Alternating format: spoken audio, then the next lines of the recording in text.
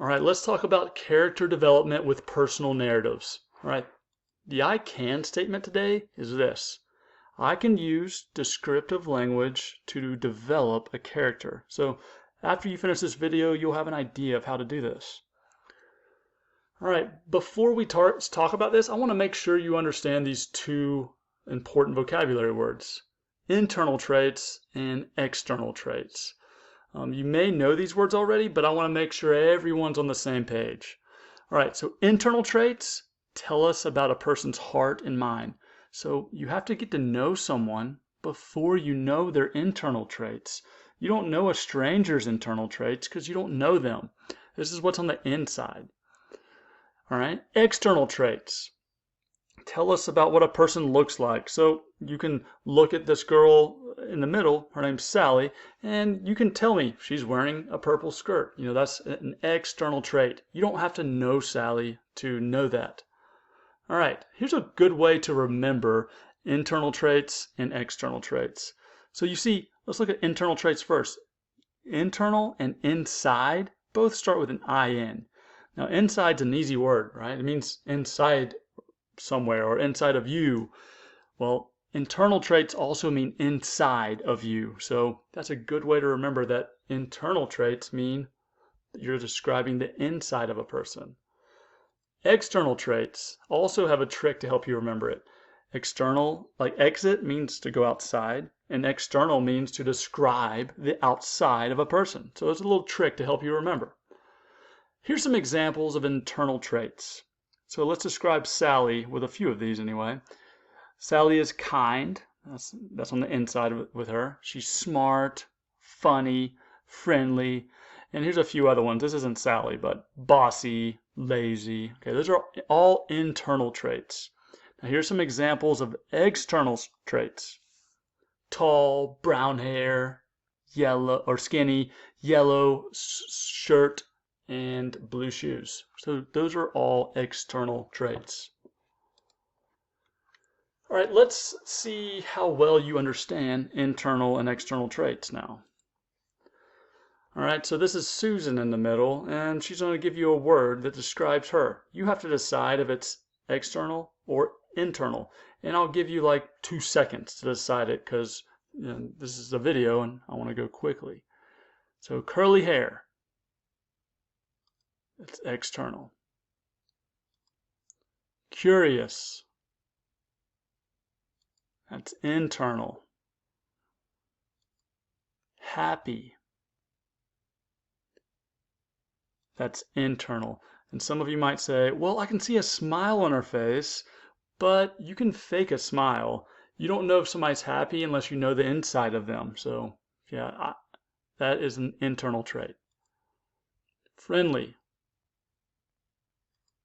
Internal. Tall. External. Pretty. External. Nice. Internal. And lastly, she wears glasses. That is external. Okay, so here's just a few more examples of what internal traits and external traits are. Now let's look at the worksheet we'll be doing when you're developing your character. So last time you did brainstorming and you should have chosen a topic. So now you know who you're going to write about. Well, let's go with the example from last time. So let's say Jake is writing about his friend Sam. If you remember, he met Sam at Ashley's party. That's a him, sorry. So he's going to start off by writing his name and putting Sam there on his friend's name. And then start out with this will help you to think about Sam a little bit more. What was Sam wearing when you first saw him?